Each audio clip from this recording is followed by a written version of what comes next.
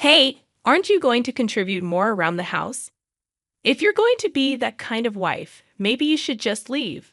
I sat there, stunned by my mother-in-law's harsh words. Her cold, intense gaze bore into me. Francisco has us, and we don't need you anymore. You always look tired and seem to accomplish nothing, chimed in my unhelpful sister-in-law with a dismissive tone. This is too much, Francisco. Don't you think your mother and sister are going overboard? I pleaded. I'm doing my best too. When I sought help from my husband, he responded with a demeaning attitude. I agree with my mother and sister, Francisco interjected. I'm busy with work, and it's becoming a problem if you don't help with the chores. Besides, my relationship with the new part-time girl is progressing, and you're just baggage. Can you quickly pack and live somewhere else? Shocked by Francisco's words, I glanced at the three of them. They all seemed to blame me. A surge of rage welled up in my chest. I took a deep breath, calmed myself, and said, I understand. I need some time. My in-laws, who had once relied on me, were now falling apart. My name is Michelle, and I'm 32 years old. I work diligently, both at my job and in household chores. While it's not uncommon for women to continue working after marriage, I truly love my job and strive to succeed in the company I joined right after college. One morning, as I was getting ready for work, my husband, Francisco, approached with a pleading look. Michelle, can you take care of this? He handed me a file crammed with receipts and bills. You should manage the cafe's finances properly. I smiled and responded, sorry, but I'm really bad at that. I met Francisco while he was working part-time at a cafe I frequented. After a few chats, we began dating and eventually talked about marriage.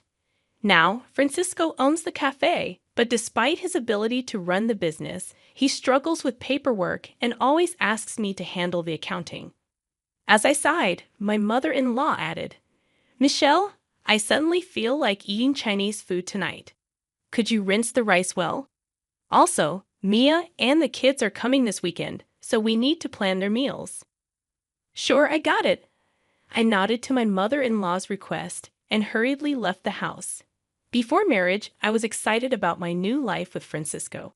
However, he suggested, my mom's lonely by herself. Why don't we all live together in our big house? So now I reside with his mother. To put it lightly, she's not proficient in household chores. When we moved in, the house was a bit of a mess. After my father-in-law passed away, she started living on a pension, which she mostly spends on dining out or ordering food. Francisco seems to believe that housework is a woman's job, making it my full responsibility. Francisco's sister, Nia, occasionally brings her kids home, and each time she does, my to-do list grows. I can't help but think that yet another chaotic weekend is approaching. Weekends, which should be precious times for recovering from the usual exhaustion, turn into moments where my sister-in-law's children ask to play or complain about being hungry. I find myself not only preparing meals in the kitchen, but also entertaining the children. Then, my sister-in-law drops a bombshell. Michelle, I'm getting divorced, and we'll be moving back here with the kids next month. I'm surprised, and for a moment, I'm lost for words. Really? Do you have something to say? She asks. No, I was just thinking. It must have been hard. When are you moving? I want to move as soon as possible. Surprised that my sister-in-law and her children will be moving in, I hope that maybe she will help, and household chores will become more manageable. While we had a normal relationship, I anticipate that this change might bring us closer and result in her contributing to the chores. Despite my positive attitude, reality has other plans. Perhaps because she grew up with my mother-in-law, my sister-in-law appears to live a life devoid of housework. She spends most of her time lounging on the sofa, watching TV, and always has some snack with her. Observing her, I realize her neglect of housework might have contributed to her divorce. Now, with the added responsibility of preparing meals for her children and making lunches for kindergarten, my workload increases, and my free time diminishes. I had hoped for her assistance, but it's disappointing that it turns out to be a swing and a miss. Then, there comes a time when my work at the company suddenly becomes hectic. Every day, I start work early, do overtime, and return home exhausted to find the room overflowing with things, with no space to even walk. Seeing this scene each day, waves of fatigue wash over me. On top of that, my mother-in-law and sister-in-law complain, asking if dinner is ready yet or why I'm home so late. When I struggle to manage household chores, they coldly remark, "Michelle, there's a mountain of laundry waiting. Don't slack off just because you're busy." I internally protest, "Mother-in-law, I'm really trying my best." But before my sister-in-law can say anything, I frequently opted to keep my thoughts to myself. "Michelle, are you standing up to your mother-in-law? That's a bit bold. But for the sake of the children, please try a little harder to make homemade meals," suggested my sister-in-law. I couldn't help but respond, "If you have so much free time at home, why don't you help out once in a while?" While doing household chores, I overheard Francisco's sister saying, "Haha, Francisco owns a store, so Michelle doesn't need to work, right? If that's the case, maybe you should try a little harder at home." Behind their words, I felt the mounting pressure that I should be doing more. That night, at the peak of my stress, I decided to speak my mind to Francisco. "I've been so busy lately, and neither your mother nor your sister is helping out with household chores. It's really hard." "Michelle, you're not speaking ill of our family, are you?" Francisco's eyes sharpened a bit, and I braced myself. "That's not what I mean, but it's hard for me to do everything by myself. If you helped out once in a while, things would be a little easier for me. I'm busy managing the store. It's different from a regular job. Housework is the wife's responsibility, right?" Even though disappointed by his response, I sat and pondered. A good idea suddenly popped into my head, and I silently pumped my fist. I immediately grabbed my smartphone, opened my favorite online shop, and started adding necessary items to the cart. After completing the purchase, I went to bed satisfied. A few days later, my new electronic household appliances, which would become my lifelines, were delivered to our home. The latest washing machine, a cleaning robot that reaches every corner of the room, and a rice cooker that cooks delicious rice without much effort. Each of them was a savior, making my daily life just a little bit easier and more enjoyable. While setting up the new washing machine, my mother-in-law and sister-in-law suddenly appeared with surprised expressions. "Wait, Michelle, you got such a fancy washing machine, but the old one was still good, wasn't it?" Smiling gently, I replied, "The old one took a bit too long, and I heard this new one shortens the laundry time." Their gaze then shifted to the cleaning robot and the new kitchen appliances. "See, I've also upgraded these," I said, showing them off a bit. "All these things, cleaning robots and convenient cooking appliances." "Michelle, come over here for a moment," my mother-in-law said inside the room. Seeing the slightly surprised expressions of my mother-in-law and sister-in-law, I smirked to myself. Francisco sat next to me, and the four of us began our discussion. "Why did you buy so many things?" My mother-in-law raised her voice. "Do you really need all these new appliances? Isn't it just because you want to make things a bit easier?" she continued. "Well, I thought it would be nice if things around the house could run a bit more smoothly," I replied with a slightly troubled expression. But my mother-in-law chimed in. "Relying too much on machines, aren't we?" The sister-in-law waved her hand, but I responded, "The appliances we had can still be used. Francisco is working hard managing his store. Maybe you should be more frugal." Francisco nodded in agreement with his sister, and in a quiet voice I murmured, "Maybe you're right." There was a hint of anger in my mother-in-law's eyes, and I stumbled over my words. "Are you even considering our household?" "I really am, but I'm just a bit exhausted," I replied. My mother-in-law raised her voice, exclaiming, "Enough. I can't believe you're our daughter-in-law." My sister-in-law, with a disgusted look, added, "I'll watch over Francisco. We don't need someone like you here." When I looked at Francisco, he said coldly, "I understand what Mom and Sis are saying. It's a bit difficult to have a wife who doesn't do housework. Looking at Francisco's face, my heart felt heavy. He continued with a cold smile. I have my own store, so I decide how to use my money.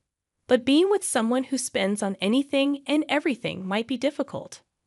I was shaken by his words, but I looked into Francisco's eyes and counted to 10. He added with a hint of cruelty. Also, I've noticed things have been going well with that new part-time girl. She's more attractive than you are now. Maybe it's time for you to pack up and find a new place to live. A fire of anger surged within me, though I didn't voice it. Taking a step back and calming myself, I replied after a deep breath, "All right. I'll look for a new home. That's better." "Finally, you understand. I'll feel much better without you around," he said smugly. Francisco signed the divorce papers that night, and I moved to a nearby weekly rental apartment with just the bare essentials and the divorce paper. No one tried to stop me when I left. Did they ever really care about me? After submitting the divorce papers at the city office, I found a stylish apartment to start fresh. During this time, an unexpected opportunity came my way. A promotion I had been putting off because of my family situation. I seized this chance and began working as a section manager. Every day, as I dedicated myself entirely to my job, I felt a renewed sense of accomplishment. In the midst of these busy days, my phone rang. The caller ID showed it was my former mother-in-law. I thought we had nothing to do with each other anymore, right?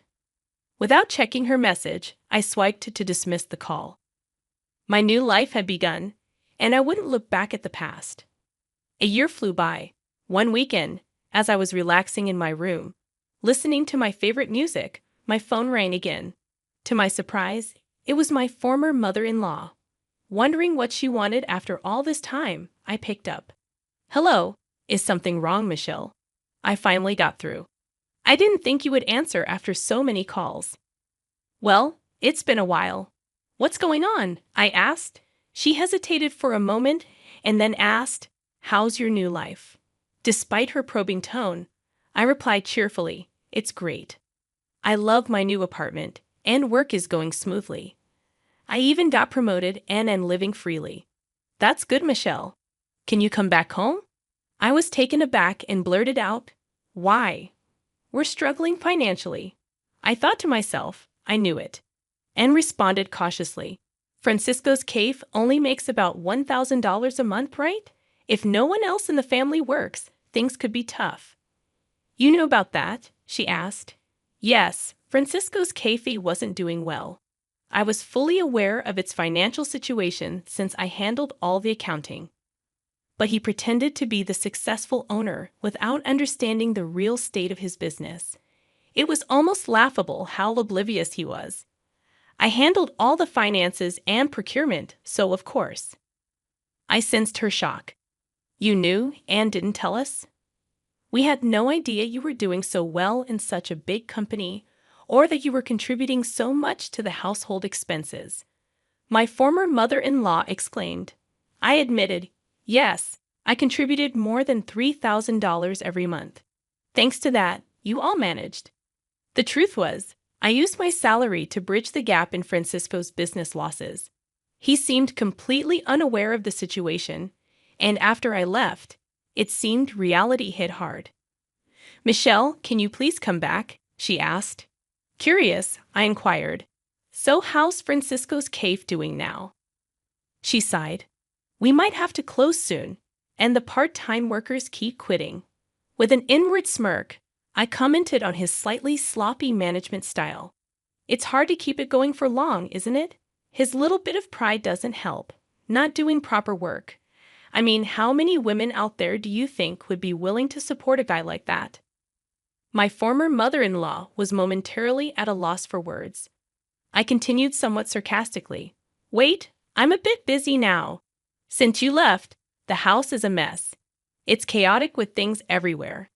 Confused, I asked, "Wait, what do you mean?"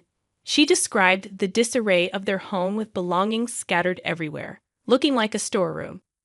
Without anyone to cook, they were eating out, which was costing a lot. The washing machine broke down, and it seemed like there's no room in the budget to buy a new one. Actually, the appliances that you took back, I was really relying on them, my former mother-in-law admitted. Puzzled, I asked, "Huh? Why is that?" "Those were for my convenience. Besides, I bought them myself, so it's okay for me to take them back, right?" She reluctantly agreed, "Yeah, I guess so. But I never realized housework was this challenging." With a firm tone, my former mother-in-law added, "With 3 adults in the house, how can it be that hard? What are Francisco and your daughter doing?" A hint of fatigue could be heard in her voice. As for Francisco, his staff members have been quitting, and sales have plummeted. As soon as he found out, he became really downcast and has just been lazing around at home. But Francisco used to spend his money from the store without any restraint, right? On top of that, Mia doesn't help at all. She doesn't do anything around the house and even gets her allowance from me. To be honest, living on just my pension for the 3 of us is really hard, she continued. I responded with a hint of sarcasm. "Ah, Mia once told me that I was unnecessary because she was there." My former mother-in-law desperately said, "Michelle, we're really in trouble. Living on just my pension for the 3 of us is quite tough." I firmly stated, "I have no intention of returning to that house. It must be hard living with all that baggage." She seemed to be at a loss for words. Seeing her like this made me feel a bit sorry for her. But as I was about to hang up, my former mother-in-law seemed eager to say something. "Michelle, I'm really sorry. Can you reconsider?" Her voice sounded a bit exhausted. I replied, "I wonder if we can ever spend days together with smiles again." "Ha! Was it that hard without me?" I asked with a mix of surprise and calmness. After a short pause, my former mother-in-law took a deep breath. "Yes, there's actually an issue with the property tax. We might have to let go of the house." I said, "I see, but I really don't want to get involved anymore. Decide what you're going to do with your family." I hung up without waiting for her next words. After that, I set it up so I wouldn't receive any more calls from her. In my room, holding my favorite mug filled with aromatic coffee, I enjoyed my time alone, looking at the outside scenery. A smile spontaneously appeared on my face. A few months later, when I passed by the cafe where Francisco used to work, I noticed the place was now quiet and empty. Recalling its past liveliness, I felt a bit nostalgic. It seems they really closed the shop. While walking around the old town, I became curious about my former in-law's house and saw a sold sign. Coincidentally, I bumped into an old neighbor in town. According to her, those 3 had quickly sold their house and moved to a small apartment nearby. In their new home, there were always loud arguments and even the smell of garbage. It seems the neighbors are quite bothered, and it has become a bit of local gossip. I thought, it must be tough for them, but with a bit of effort, life can change. I wondered why they don't try. As I gazed at the old house, these thoughts wandered in my mind. A lot has happened to me since then, but I'm living each day to the fullest. In fact, a handsome guy from my workplace confessed, saying, "I really admire your hardworking nature." Now we're enjoying our dates, and I'm really looking forward to what the future holds. If I get married again, I really want to be happy. I'm feeling very excited about it now.